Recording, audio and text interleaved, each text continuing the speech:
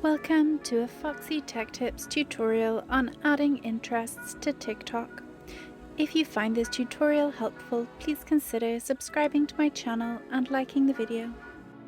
Open TikTok and from the homepage tap on the profile button in the bottom right corner to get to your profile page.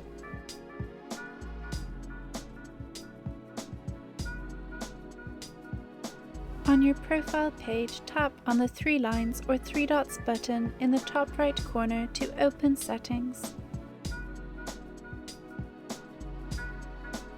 In Settings, under the Content and Activity heading, select Content Preferences.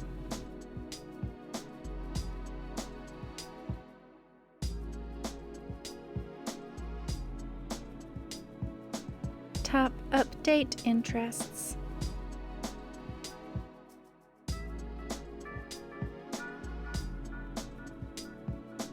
Now tap to select the interests you would like to add. When you have selected all of the interests that you would like to add, tap Save at the bottom of the page.